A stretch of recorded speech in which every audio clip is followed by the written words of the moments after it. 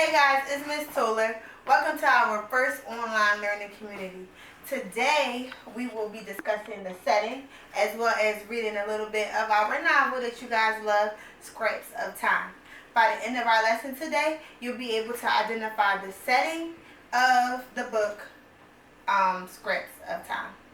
Let's get started.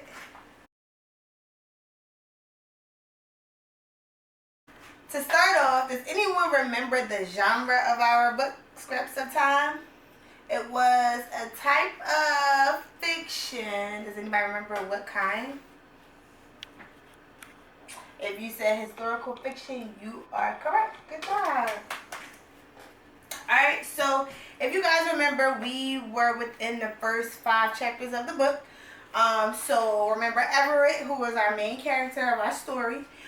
He was looking to find his way west so that he could make a better life for himself. Everett was caught on the ship. Once the captain discovered that he was on the ship, remember he had Everett work to basically pay off for his duty or for him sneaking onto the ship.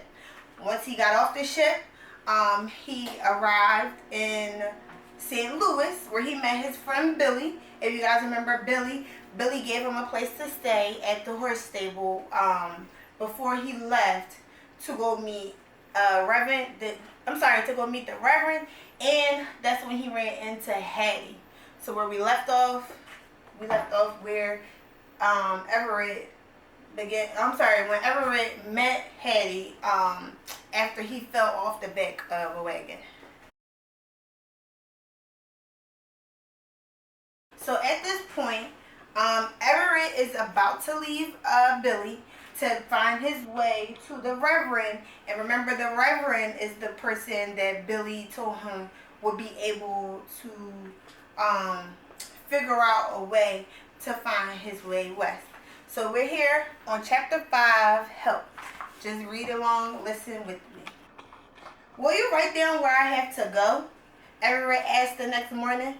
Billy's face clouded over for a moment. Look here, he said. With a stick, he made a few lines in the ground. It was a map. Billy showed Everett the path he had to take. I'm sending you to Reverend Abel Johnson.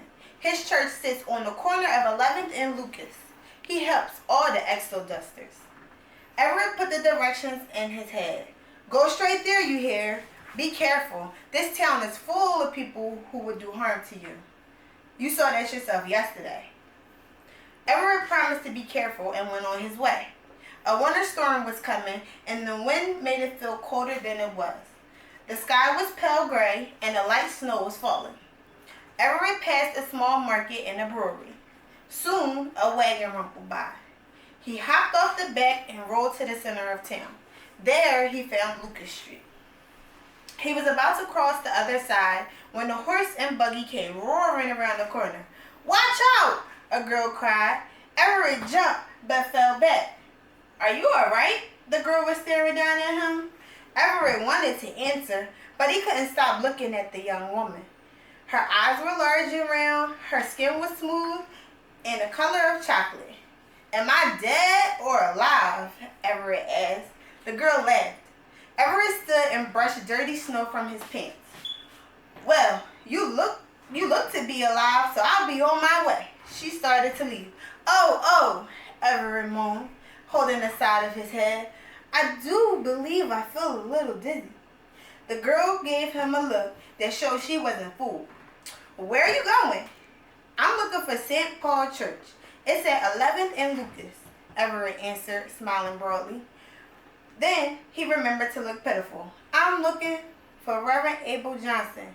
You are, she said in surprise. Well, follow me. I'm Hattie, and it so happens Reverend Johnson is my father. All right, so we're going on to chapter 6. Chapter 6 is called Looking Forward.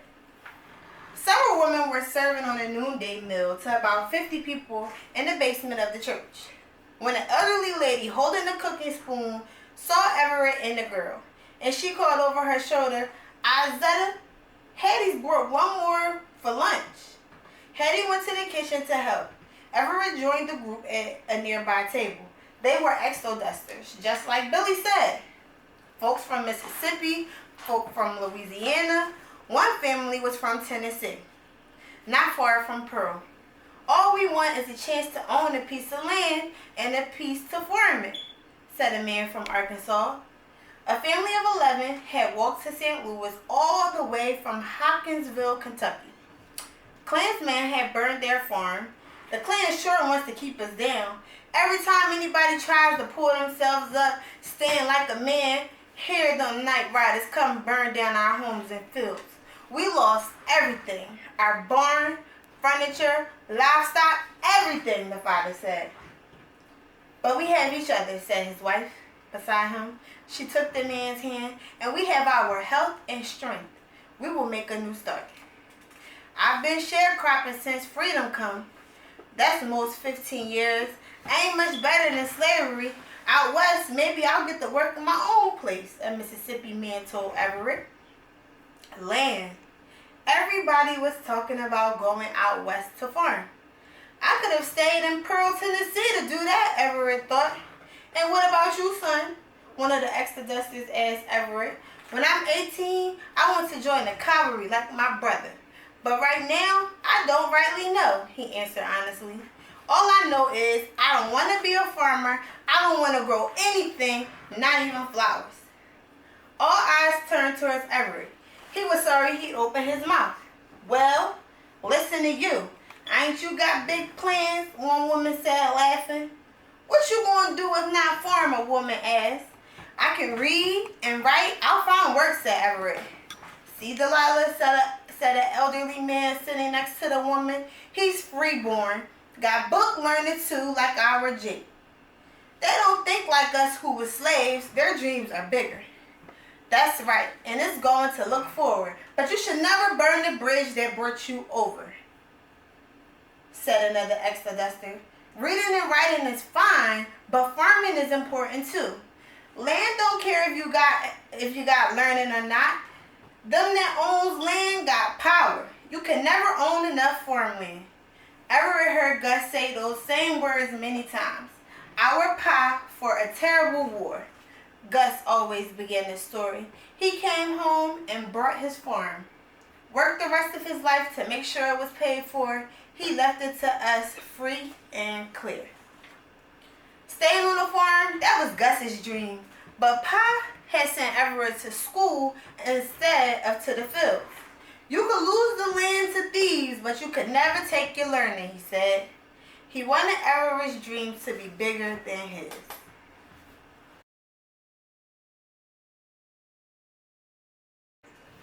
Alright guys, that's the end of chapter 6. I'm putting my bookmark here for chapter 7, and we will pick up there next time. We could get started on our mini lesson on setting for today.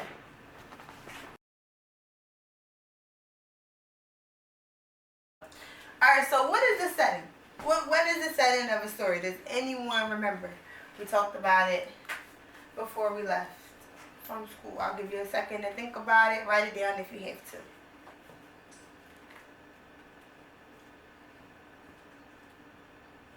Alright, so the setting of the story is the time, place, and the environment of the story. So when we're talking about the setting, we're talking about the time, that is when it happened, the place, which is where it happened, and the environment is what? Was it sunny? Was it hot? Was it cold?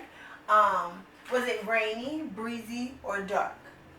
The setting helps set the tone of the story, and as we all know, the characters of the story and this setting should always fit together like a puzzle piece. Doesn't Miss Toler's drawings look amazing? Alright, so when we're talking about the setting of scraps of time, I want to know, when is it taking place, where is it taking place, and what is the environment or the climate like? I'll give you a second to think about it.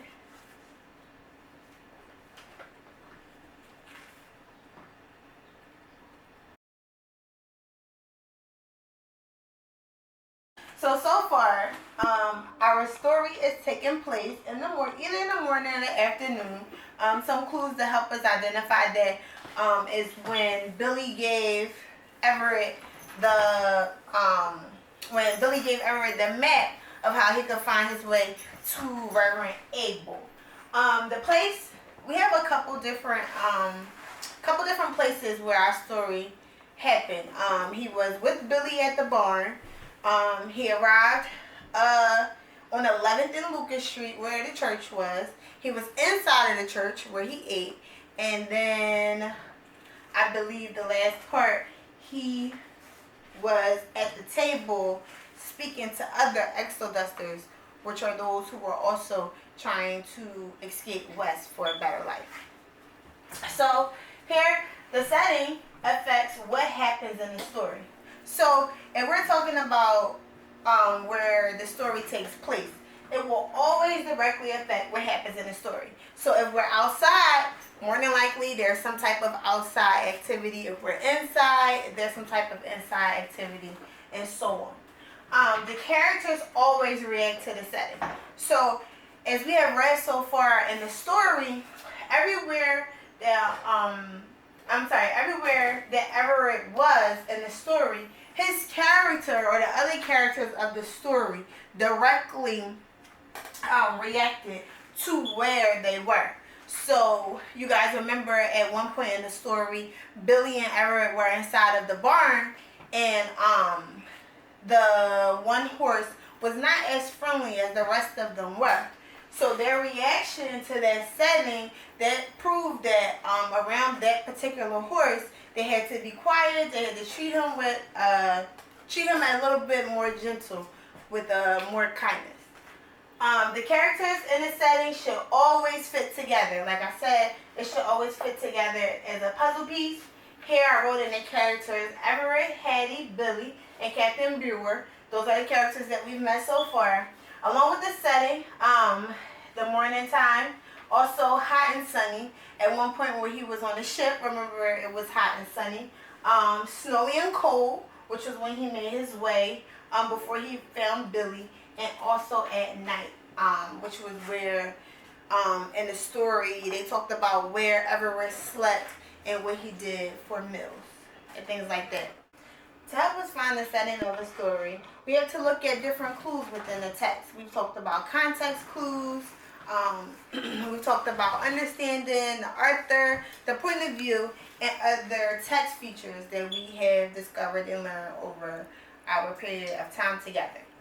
One clue that helps us discover the setting of a book, we can always look at the illustrations if they are available. Usually in the illustrations, if we could realize if it was daytime, if it's sunny, if it's rainy. Is the character happy? Are they home? Are they in the basement, like how Everett was? In the attic, like Everett was at G's house in the beginning of the story. Here I have an example. So I made us a new anchor chart, the clues to help find the settings of a story. I put an example here. It says, it was a sunny day in the city.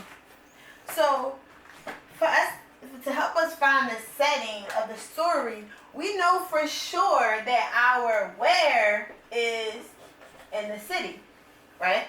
And we also know that our environment is sunny. So we're using our context clues and our information from the text to help us better understand the setting of the book.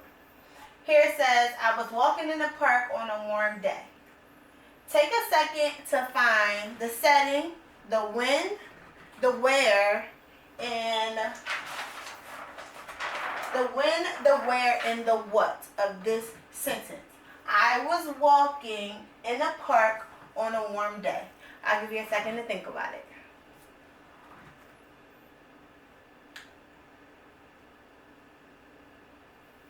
From the sentence, we should know exactly where it took place. Okay, so let's try. How would we explain the setting? We know that our where would be what? The park, correct? Our when would be what? Usually when we're walking and it's a warm day, normally it's during the daytime, the morning or the afternoon. So if you said morning or afternoon, that will work as an answer. And then finally our what. Our what would be that, remember that is the environment. So if it's a warm day, normally it's sunny, right? It's sunny or it's kind of like cool, but it's nice enough for us to take a walk in the park. Great job. Alright, so that closes out our mini lesson for today on setting. Today we talked about how to find the setting of a story, and we also got a chance to read a little bit more of our book. I'm excited. I'll keep sending you guys out videos, and hopefully we can get through this book in a good amount of time. To leave off, you guys know it wouldn't be right if Ms. Toler didn't give you a short assignment, right? So what I want you guys to do, I want you guys to think about the settings or the different settings that you have seen in stories before. So what you guys are doing, you guys are going to think about the different types of settings that you have seen in a book, a movie, anything that you guys would like to pick. Feel free to leave a comment underneath of the video. Have your parent log into our Remind app from their cell phones or laptops, and you guys can send me a response. Or you can shoot me an email. My email is gtoler@ga-schools.org. Love you guys. Miss you.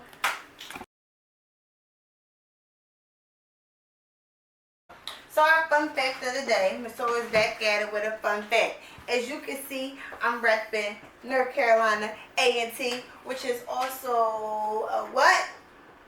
That's right, a HBCU, or a historically black college. North Carolina A&T is located in Greensboro, North Carolina. That's about 7.5, 8 hours away from Philadelphia.